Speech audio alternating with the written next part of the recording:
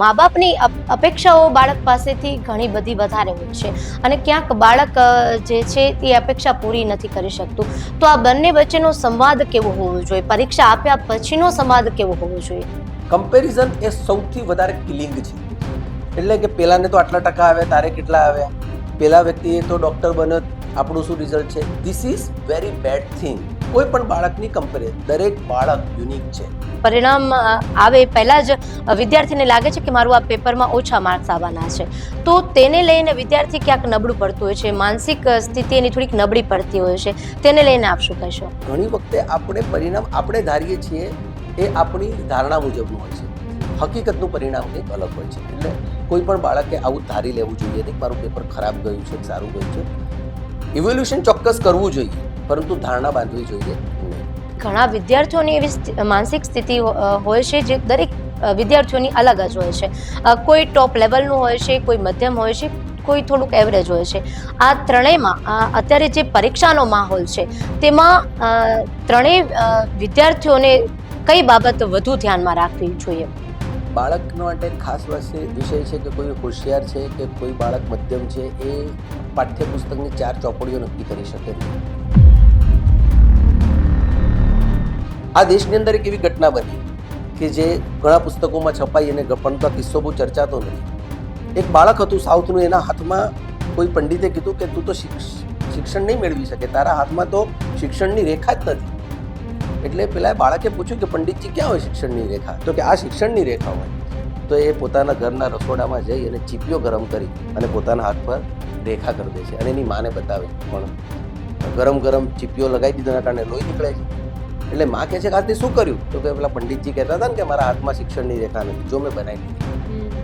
I am talking about Sarvepalli Radhakrishnan, જે આ દેશના પ્રથમ ઉપરાષ્ટ્રપતિ બન્યા અને હવે દર વર્ષે 5 સપ્ટેમ્બર એમના જ નામે શિક્ષક દિવસ ઉજવાય છે. જેના હાથમાં શિક્ષણની રેખા નથી એના પણ ભાગ્યમાં શિક્ષણ છે.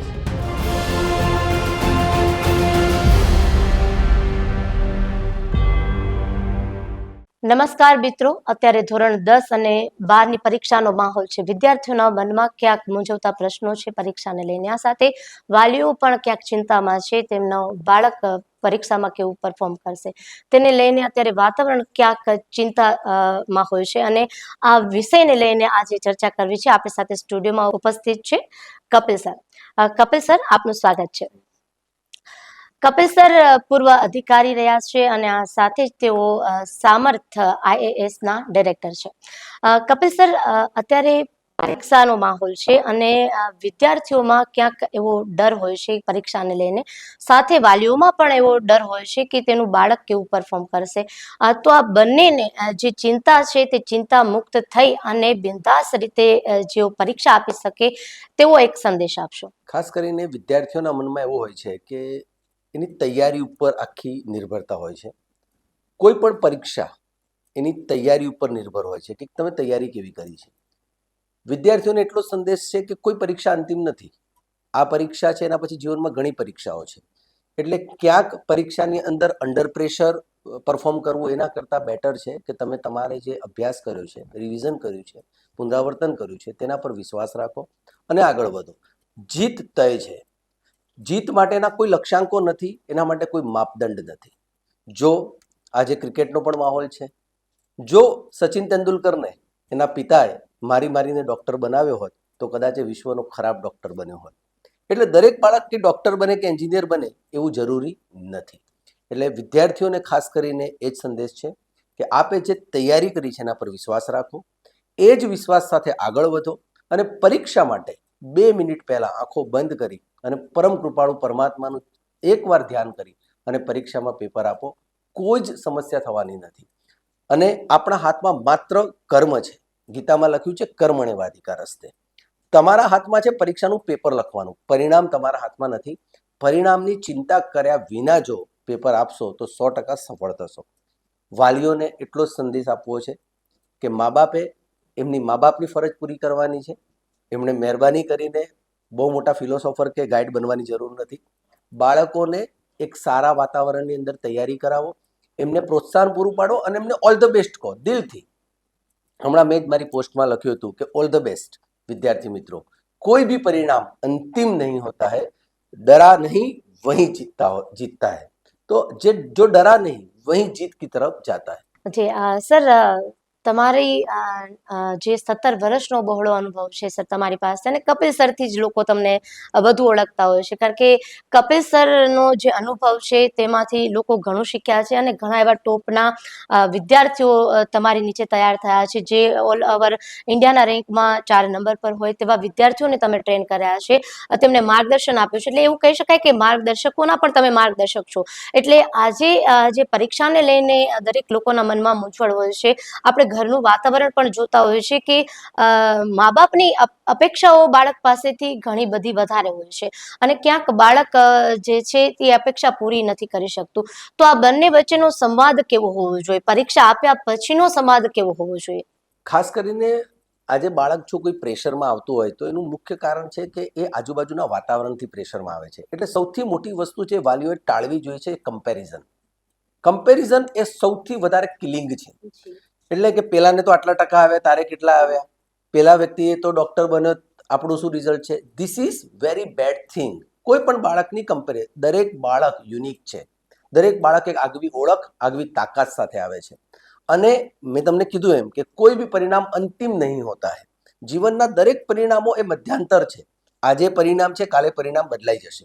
2 દિવસ પહેલાની હું વાત કરું તો ભારત દેશ માટે આખા દેશમાં ક્રિકેટ વર્લ્ડ કપ ચાલી રહ્યો છે. બધા એવું કહેતા હતા ઇન્ડિયા વર્લ્ડ કપથી બહાર જતું રહેશે, સાઉથ આફ્રિકા સામે હારી ગયું. તો બધાના મનમાં ચિંતા હતી. અને ગઈકાલની મેચમાં, 2 દિવસ પહેલાની મેચમાં ઝિમ્બાબ્વે સામે તાબડતોડ બેટિંગ કરીને ઇન્ડિયા જીતી ગયું, તો આખો માહોલ બદલાઈ ગયો.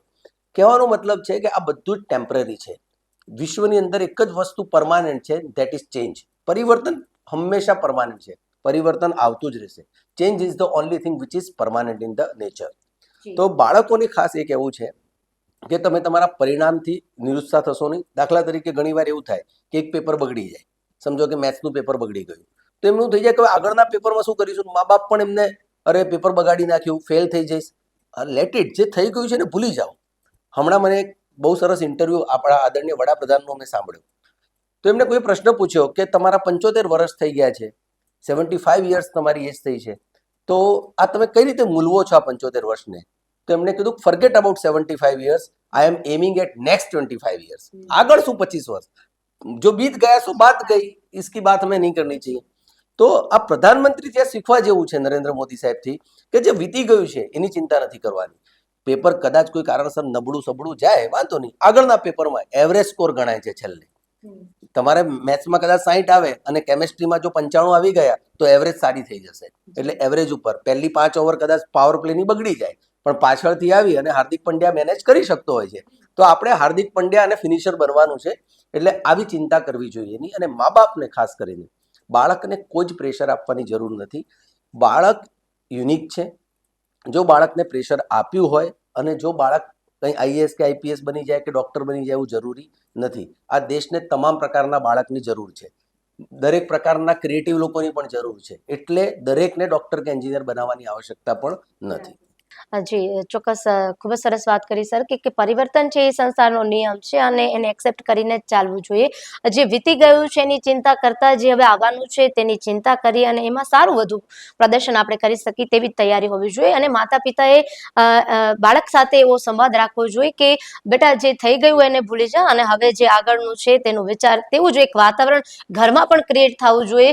ઘણીવાર સર એવું બનતું હોય છે કે જ્યારે મતલબ કે પરિણામ આવે પહેલા પેપરમાં કંઈ પણ એવું છૂટી જાય છે, પરિણામ આવે પહેલા જ વિદ્યાર્થીને લાગે છે કે મારું આ પેપરમાં ઓછા માર્ક્સ આવવાના છે, તો તેને લઈને વિદ્યાર્થી ક્યાંક નબળું પડતું હોય છે, માનસિક સ્થિતિ એની થોડીક નબળી પડતી હોય છે. તેને લઈને આપ શું કહેશો? પરીક્ષાના માર્ક્સ આપણે નક્કી કરવા જ ન જોઈએ પહેલાં તો. કારણ કે તમે એકવાર પરીક્ષામાં પેપર લખી લીધું પછી માર્ક્સ નક્કી કરનાર વ્યક્તિ અલગ છે. એટલે માર્ક્સ ધારવા, નક્કી કરવા. હમણાં જ એક મુદ્દો મેં વાંચ્યો કે એક વિદ્યાર્થીએ એવું ધારી લીધું કે હું તો ફેલ થઈશ, અને એણે કોઈ ખોટું પગલું ભરી લીધું, અને જ્યારે પરિણામ આવ્યું ત્યારે એનો અવ્વલ રેન્ક આવ્યો. એટલે ઘણી વખતે આપણે પરિણામ આપણે ધારીએ છીએ એ આપણી ધારણા મુજબનું હોય છે, હકીકતનું પરિણામ કંઈક અલગ હોય છે. એટલે કોઈ પણ બાળકે આવું ધારી લેવું જોઈએ નહીં, મારું પેપર ખરાબ ગયું છે કે સારું ગયું છે. ઇવોલ્યુશન ચોક્કસ કરવું જોઈએ, પરંતુ ધારણા બાંધવી જોઈએ નહીં. બીજી વસ્તુ છે કે અત્યારે સમાજની અંદર દરેક મા બાપને એવું છે, જે પ્રેશર છે, પ્રેશર ટેકનિક છે, કે દેખાદેખીના કારણે કે ભાઈ ફલાણાનો વ્યક્તિ ડૉક્ટર બન્યો એટલે મારા છોકરાને હું જોર્જિયા મોકલીને કે રશિયા મોકલીને પણ ડૉક્ટર બનાવું. આવી જે હોડ શરૂ થઈ છે એ હોડથી બચવું જોઈએ. અત્યારે આ તમે વિદેશ ગમન પણ તમે જુઓ છો કે ઘણા લોકો કેનેડામાં હતા, ઘણા લોકો યુએસમાં હતા. આજે એ દેશો એમને કાઢી મૂકે છે. આપણા શાસ્ત્રોમાં લખ્યું છે કે સ્વધર્મ નિધન શ્રેય પર ધર્મો ભયાવહ. આ વિદેશની હોડ પણ ખોટી છે. એટલે આવી કોઈ કમ્પેરિઝન, કમ્પેરેટિવ વાતોથી આપણે બચવું જોઈએ. વિદ્યાર્થીઓના મનમાં એટલું હોય છે કે આજે યુવાન છે એ ઝેનઝી છે, એની અંદર એક અલગ ક્વોલિટી છે, એની વિચારવાની અલગ ક્ષમતા છે, અને ક્ષમતાઓ તેને ખીલવા દેવું જોઈએ. કમળનું પુષ્પ એક કમળના વાતાવરણમાં, ગુલાબનું પુષ્પ ગુલાબના વાતાવરણમાં, અને જાસૂદનું પુષ્પ જાસૂદના વાતાવરણમાં જ આખું મોટું થાય છે અને એ ફલે ફૂલે છે.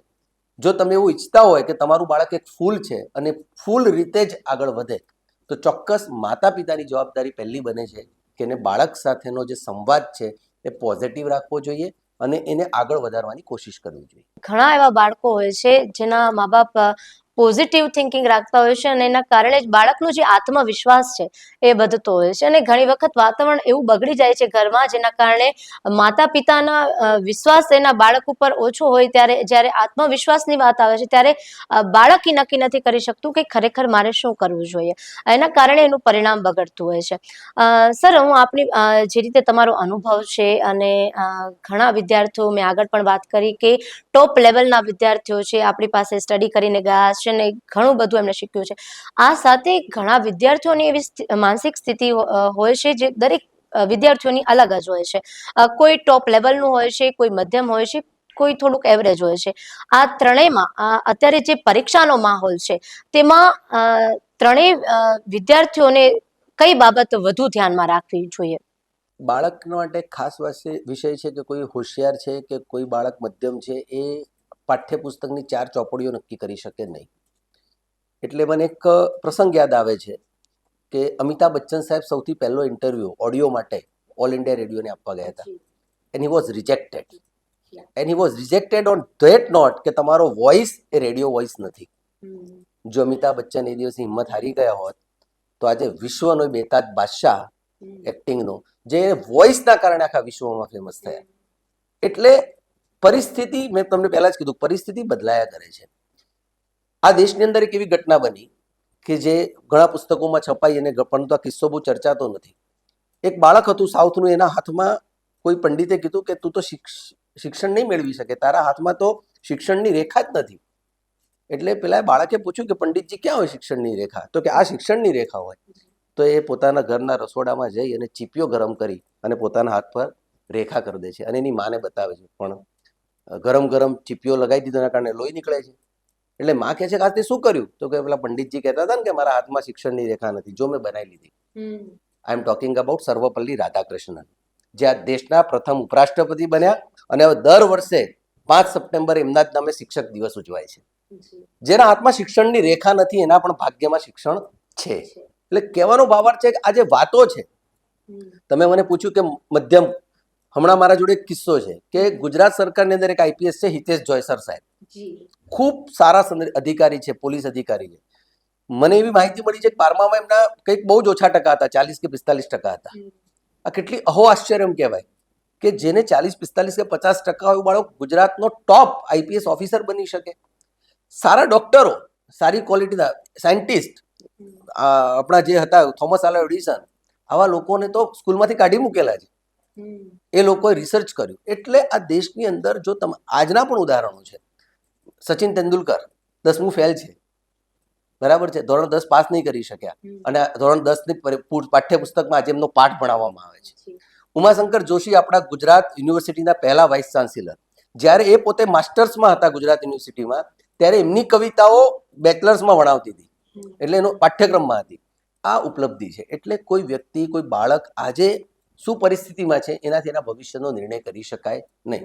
મા બાપે આ ખાસ સમજવાની જરૂર છે કે બાળકને કોઈ સ્પેસિફિક જે મૂવી હતી જે પહેલા 3 ઇડિયટ્સ, એમાં આ જ સંદેશ હતો કે મા બાપની જવાબદારી છે કે જો એને સારો ફોટોગ્રાફર બનવું છે તો એ બેસ્ટ ફોટોગ્રાફર એને બનવા દો. તમે એને પ્રેશર આપીને જો એન્જિનિયર બનાવશો તો ખરાબમાં ખરાબ એન્જિનિયર બનશે. જી એટલે એવું કહી શકાય કે ખરેખર માતા પિતા એ સમજવાની જરૂર છે કે દરેકની એક અલગ જ પેલી પ્રકૃતિ હોય છે કે કોઈ વ્યક્તિને કોઈ ફોટોગ્રાફરમાં રસ છે, કોઈને ચિત્રમાં રસ છે, કોઈને સારું વાંચવામાં રસ છે. એટલે અલગ અલગ જે વિદ્યાર્થીઓ હોય છે એમાં કાંઈક એવી જી જે હોય છે કે કાંઈક એવું છે કે જે શોધી નથી શકાતું, પણ મા બાપે ખરેખર એ શોધવાની જરૂર છે કે એનું બાળક કઈ દિશામાં જઈ શકે છે. કોઈ પણ પ્રેશર કરી અને એને એના મત પ્રમાણે ચલાવવાની જરૂર નથી. સર, હું આપણી પાસે એ જાણવા માંગીશ કે અત્યારે સોશિયલ મીડિયા જે છે એની ઇમ્પેક્ટ વિદ્યાર્થીઓ પર વધારે પડતી હોય છે, એના વિશે શું આપ કહેશો? એક રીતે આજે જનરેશન છે એ જનરેશન મોબાઈલ ટેકનોસેવી છે, મોબાઈલનો મહત્તમ ઉપયોગ કરે છે. પરંતુ ક્યાંક ને ક્યાંક હમણાં એક મસ્ત રીલ મેં જોઈ હતી. એક છોકરી 12th રેન્કર આવે છે, એટલે એના જે ઇન્ટરવ્યૂ લેનાર છે એ પૂછે છે કે તમે આ બધી તૈયારી કરી, બરાબર છે, તો તમે ક્યાંથી કરી? એમ જ્યારે તમારો મોબાઈલ બતાવો તો એની જોડે કીપેડવાળો મોબાઈલ હતો. તો એને કીધું કે આ જ રહસ્ય છે. એટલે આજના બાળકે આ સોશિયલ મીડિયાની દુનિયાથી ચકાચોંધ થવાની જરૂર નથી. Reel has no end, you keep on scrolling, એ ક્યારે અંત થવાનો નથી. એટલે બાળકોએ કોઈ નશાથી બચે કે ન બચે, સૌથી પહેલાં આ મોબાઈલના નશાથી બચવાની જરૂર છે. સાચું શિક્ષણ એ પુસ્તકોમાં છે, શાળાઓમાં છે અને ગ્રંથાલયોમાં છે. આજે પુસ્તકાલય વધારે જરૂરી છે, જેના કરતાં તમે આ સોશિયલ મીડિયા પર ઇન્સ્ટાગ્રામની રીલ વગેરે જે ચીજો છે એનાથી બચવાની આવશ્યકતા છે. પણ મા બાપે પણ બચવાની જરૂર છે, ખાલી બાળકો નહીં. જો મા બાપ 24 કલાક મોબાઈલનો ઉપયોગ કરશે તો બાળકો એનાથી બચશે નહીં. એટલે જવાબદારી મા બાપની પણ છે, વડીલોની પણ છે. એની જગ્યાએ ઘરની અંદર જ એવા ક્રિએટિવ ઊભા કરવા જોઈએ, એવી રમતો ઊભી કરવી જોઈએ જેના કારણે બાળક બચે. પણ ખાસ કરીને જ્યારે આજે ધોરણ 10મા અને 12માની પરીક્ષાઓ છે ત્યારે વિદ્યાર્થીઓને એટલું જ કહીશ કે સોશિયલ મીડિયાની કોઈ પોસ્ટથી તમારે હતાહત થવાની જરૂર નથી. બીજાના રિઝલ્ટથી તમારે પ્રભાવિત થવાની જરૂર નથી. હું મારી જ વાત કરું, હું સ્કૂલની અંદર ક્યારેય પણ ટોપ રેન્કર નથી રહ્યો, પરંતુ જીવનની અંદર જ્યારે કોઈ પરીક્ષા આપી, હું જ્યારે સરકારની અંદર ગયો ત્યારે પણ સારા અધિકારી તરીકે કામ કર્યું, કેન્દ્ર સરકારની અંદર પણ ડેપ્યુટેશન પર કામ કર્યું. તો આ બધું જ હું કરી શક્યો અને આજે હું હજારો વિદ્યાર્થીઓને માર્ગદર્શન કરી શકું છું. I have never studied in English medium, but I can speak English. મને કોઈ જ તકલીફ નથી પડતી. એટલે આવી નાની નાની વસ્તુઓ, જે 3 ઇડિયટ્સની વાત કરી હતી એના માટે ફરીથી કહીશ કે મેં એક ડાયલોગ હતો, એ ડાયલોગ મારો પ્રિય છે. कामयाबी की कोशिश मत करो, काबिल बनो. अगर आप काबिल हैं तो कामयाबी जख मार के आपके पीछे आएगी. તો આ દેશના દરેક બાળકને, દરેક ગુજરાતીને આ સંદેશ છે કે તમે કામયાબીની ચિંતા નહીં કરો, કાબિલ બનો, ક્વોલિટી લાવો તમારામાં, 100% કામયાબી તમને મળશે. જી, એટલે કે મહેનત કરવી અને મા બાપનો વિશ્વાસ, આ બે વસ્તુ બાળક માટે ખૂબ જ જરૂરી છે. મહેનત હોવી જોઈએ અને સાથે મા બાપને વિશ્વાસ હોય કે એનું બાળક કરી શકશે. આ બંને જો ભેગા થાય છે તો બાળકને ક્યાંક સક્સેસ થઈ શકે છે. સર, અત્યારે જે પરીક્ષાનો માહોલ છે, પરીક્ષાની વાત કરી, પણ ઘણી વખત એવું થાય છે કે બાળકે તૈયારી જ નથી કરી અને પરીક્ષા ટાઈમે બહુ જ મૂંઝવણમાં આવી જાય છે, કેમ કે ઘરનું પ્રેશર એટલું હોય છે અને ઘરના લોકો એટલા ચિંતિત હોય છે કે અને સતત એની સાથે કહેતા હોય છે કે ભાઈ હવે એક્ઝામ આવે છે, એક્ઝામ આવે છે. તો એ માનસિક રીતે ક્યાંક નબળો પડતો હોય છે. એવા બાળકો વિશે આપ શું સંદેશ આપશો? નહીં, જો તૈયારી નહીં કરવી એ તો બેઝિકલી ઇંગ્લિશમાં એક કહેવત છે, if you are not prepared for war then you will be killed. Simple logic છે. તો યુદ્ધમાં જતાં પહેલાં એની તૈયારી કરવી, એટલે બારૂદ, ગોળો, બરાબર છે, બંદૂક તૈયાર રાખવી, પોતાની સુરક્ષા રાખવી, આ તો જરૂરી છે. એટલે બાળક તૈયારી ન કરે અથવા વાંચે નહીં એનું તો કોઈ જ ઓપ્શન નથી. પણ એ વાંચવા માટે પ્રેશર જે કરવું એ ખોટું છે. પરંતુ બાળકને યોગ્ય માર્ગદર્શન આપવું કે બેટા પરીક્ષા છે, તમે વાંચન કરો, સમયસર એનું રિવિઝન કરો અને રિવિઝન કર્યા પછી મા બાપે એમાં રસ લેવો, થોડો પ્રશ્નો પૂછવા. દાખલા તરીકે ધોરણ 10ની પરીક્ષામાં વિજ્ઞાનનો પ્રશ્ન હોય તો પિતાજીએ એકાદો પ્રશ્ન એવો પૂછે વિજ્ઞાનને રિલેટેડ કે તારી પુસ્તકમાં આવું કંઈક હતું. કદાચ મા બાપ ન ભણેલા હોય તો એની બીજી પ્રવૃત્તિ ઉપર રસ લે. બાકી વાંચવું એ ન વાંચવું એ તો કોઈ પ્રશ્ન છે જ નહીં, વાંચવું તો પડે જ. એટલે વિદ્યાર્થીએ સતત અભ્યાસ તો મારી દૃષ્ટિએ કરવો જ જોઈએ. બીજી વસ્તુ છે કે પુનરાવર્તન બહુ જરૂરી છે. કદાચ તમે વાંચી પણ લીધું હોય, પહેલાં અભ્યાસ કરી લીધો હોય, પરંતુ પુનરાવર્તન તમે એકવાર કરો સારી રીતે તો ડેફિનેટલી પરીક્ષાની અંદર, કારણ કે સિલેબસ ફિક્સ હોય છે, એમાંથી જ પ્રશ્નો પૂછાય છે. તો પુનરાવર્તન એટલે revision is required. Mugging up is not required. ગોખણ પટ્ટી જરૂર નથી. તમે સમજી વિચારી અને અભ્યાસ કરો. આવા બાળકો પણ ખૂબ સારું પરફોર્મ કરતા હોય છે.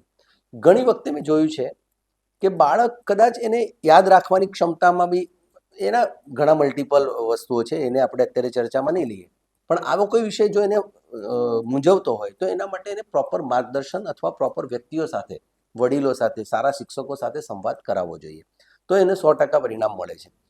હું મારા ઇન્સ્ટિટ્યૂટમાં જ્યારે બાળકો આવે છે ત્યારે હું જોઉં છું કે ગ્રેજ્યુએટ થયેલા બાળકો પણ સારી રીતે વાત નથી કરી શકતા, અથવા તો એન્જિનિયર થઈ ગયેલા વિદ્યાર્થીઓ પણ સારી રીતે પોતાની જાતને સમજાવી નથી શકતા.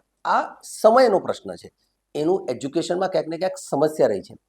મારા ઇન્સ્ટિટ્યૂટમાં આવ્યા પછી 1 વર્ષની અંદર એટલા કોન્ફિડન્ટ થઈ જાય છે કે એમના મા બાપ મને આવીને કહે છે કે મારો છોકરો આટલા વર્ષ સુધી હતો એવો અમને ખબર જ નથી કે આટલું ટેલેન્ટ છે એનામાં.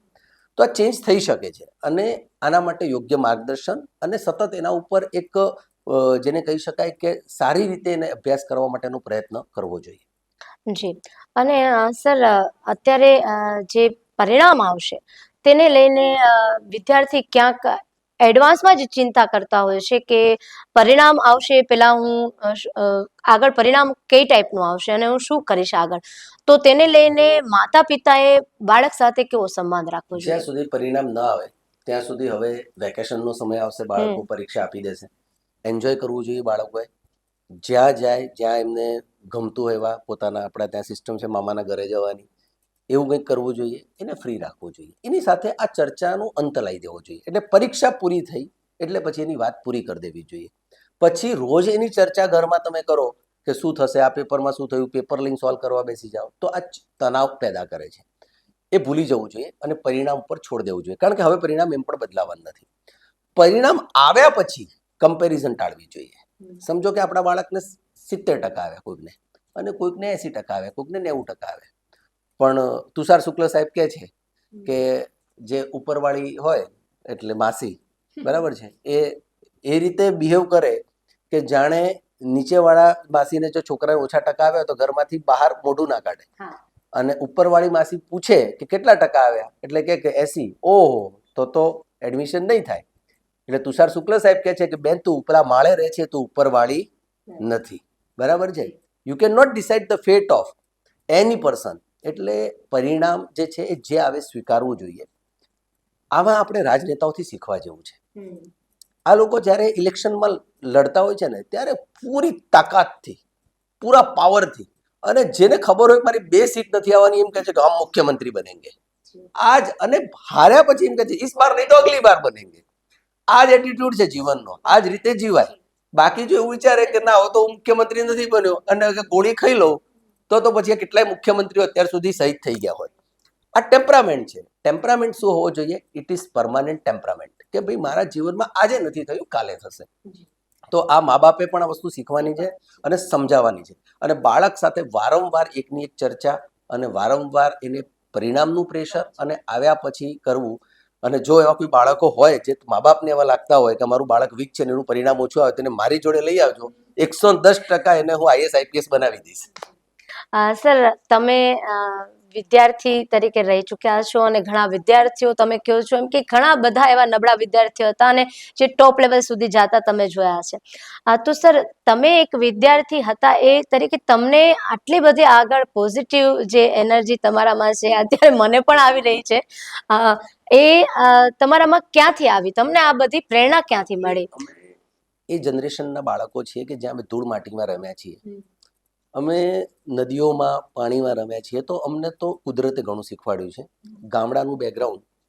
પણ ખાસ કરીને એક વાત કે હું જ્યારે ભણતો હતો ત્યારે પીટીસીનો માહોલ હતો, એટલે દરેક વિદ્યાર્થી પીટીસીનું જ ફોર્મ ભરે. મારા મનમાં નહોતું કે હું પીટીસી કરું, એટલે મારા પપ્પાએ મને પૈસા પણ આપેલા. એના હું ભજીયા ખાઈ ગયો. મેં કીધું મારે પીટીસી કરવું નથી, અને એના ભજીયા ખાઈ ગયો. મારા પપ્પાને ખબર પડી, એમને દુઃખ પણ થયું. પણ મારા પિતાએ, મારા માતાને હું આભાર વ્યક્ત કરીશ કે એ લોકોએ મને મારું જે કરિયર ચૂઝ કરવાનું એમાં ક્યાંય દખલ નહીં. મેં આર્ટ્સ કર્યું 12મા પછી. મારા બધા ભાઈબંધોએ સાયન્સ લીધું અને એ લોકો ડૉક્ટર, એન્જિનિયર. મેં આર્ટ્સ લીધું. મારા મા બાપે મને રોકટોક કરી નહીં. મારા 2 મોટા ભાઈઓ પણ એન્જિનિયરિંગમાં ગયા, પણ મને એન્જિનિયરિંગ માટે એ લોકોએ ક્યારે કીધું નહીં. મેં કીધું આર્ટ્સ કરવું છે તો આર્ટ્સ કર, કંઈ વાંધો નહીં. મેં આઈએસની તૈયારી કરવા નક્કી કર્યું ત્યારે પણ એમણે મને સાથ આપ્યો. ક્યારે એવું કીધું નહીં કે આઈએસ ક્યાંથી બની જવાશે, આપણા ગામમાંથી આજ સુધી કોઈ પીએસઆઈ બન્યું નથી, બરાબર છે, આવી વાત નહીં કરી. આના કારણે મારું મનોબળ વધતું ગયું અને પરિણામ જેમ જેમ આવતું ગયું જીવનમાં ત્યારે લોકોને ખબર પડી. એટલે જ્યારે હું તૈયારી કરતો હતો ત્યારે મારા ગામમાંથી માંડ 1 કે 2 અધિકારીઓ હતા. આજે મારા ગામમાંથી 50-60 ક્લાસ 1 ક્લાસ 2 અધિકારી છે. મારા બન્યા પછી ઘણા બધા લોકોને પ્રેરણા મળી કે આ તો કરી શકાય એવું છે, ધીસ ઇઝ ડુએબલ. એટલે ઘણા સમાજમાંથી પીએસઆઈ બન્યા, ઘણા પીઆઈ બન્યા, ઘણા ક્લાસ 1 ક્લાસ 2 અધિકારી બન્યા. તો એકવાર તમે પોઝિટિવ એનર્જી સાથે કામ કરો અને બીજી વસ્તુ કે બાળકને પ્રેશર ના કરો તો 100% એનું પરિણામ આવશે જ. અને ગામડાના બેકગ્રાઉન્ડના બાળકો વધારે સારું કરી રહ્યા છે, ખૂબ સારું રિઝલ્ટ આપી રહ્યા છે. એક જે હોડ લાગી છે કે આપણું બાળક ઇંગ્લિશ મીડિયમમાં હોય તો જ એ સીબીએસઈ બોર્ડમાં હોય, આ ખોટો ખ્યાલ છે, ભ્રામક ખ્યાલ છે. સારા ડોક્ટર, સારા ઓફિસર, તમે એમનું મીડિયમ ચેક કરો, they must be from the mother tongue. માતૃભાષાનું શિક્ષણ બહુ મહત્વનું છે. એટલે બાળકને ઇંગ્લિશ મીડિયમમાં જ ભણાવવું એવું કંઈ જરૂરી નથી. ધોરણ 12 પછી પણ વિદેશ મોકલીને જ ભણાવવું પણ જરૂરી નથી. ગુજરાતમાં, ભારતમાં ખૂબ સારા સોર્સિસ છે, ખૂબ કોર્સિસ છે, એટલી વેકેન્સીસ છે. અને આવનારા સમયમાં ગુજરાત સરકાર અને ભારત સરકારમાં સનદી અધિકારીઓ માટે, આઈએએસ આઈપીએસ બનવા માટે ખૂબ ઓપોર્ચ્યુનિટી છે.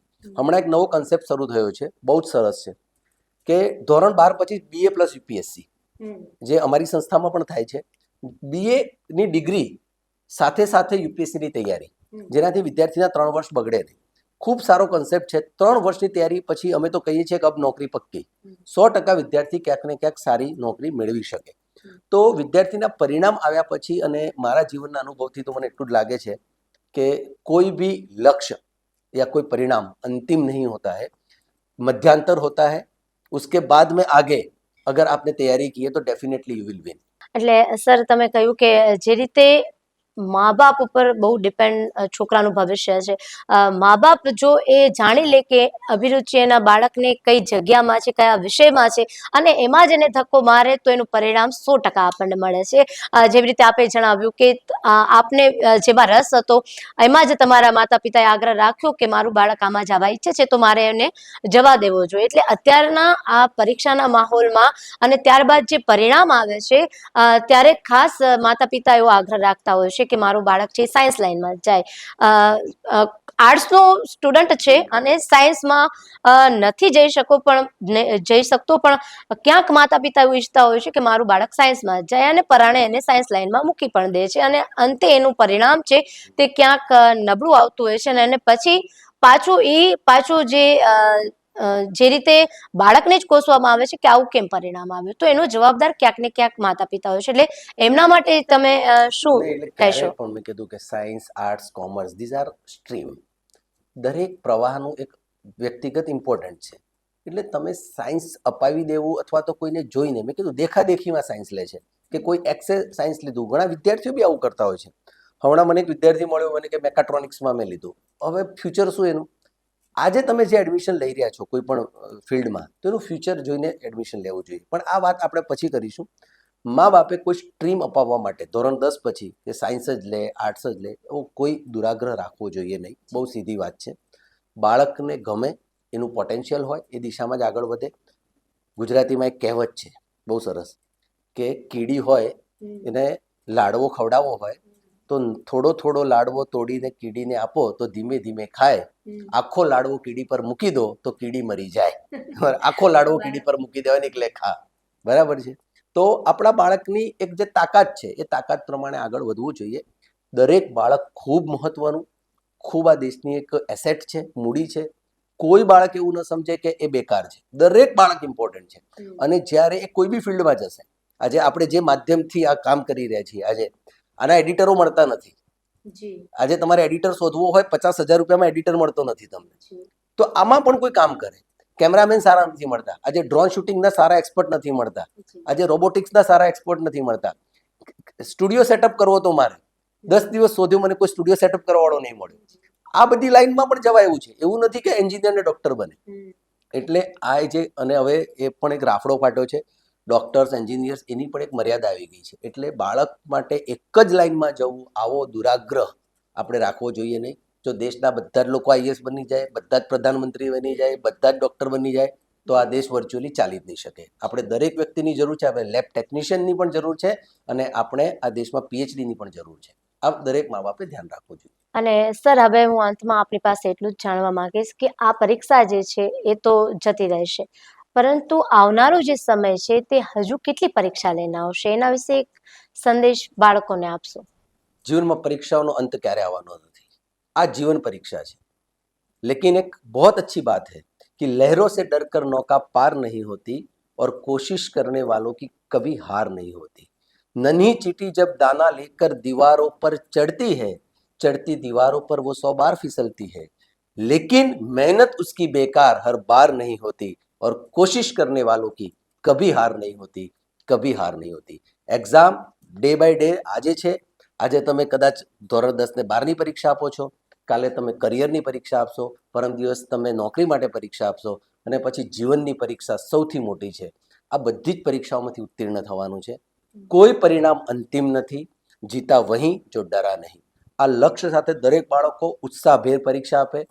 સમગ્ર કાયનાત તમારી સાથે છે અને યાદ રાખજો મિત્રો, જો એકવાર તમે પોતાના આત્મવિશ્વાસથી પરીક્ષા આપી તો આ વિશ્વની એવી કોઈ તાકાત નથી કે જે તમારું પરિણામ બગાડી શકે અને તમને હરાવી શકે. જીત તમારી નિશ્ચિત છે અને માતા પિતાને ખાસ કહીશ, તમારા બાળકો પર વિશ્વાસ રાખજો.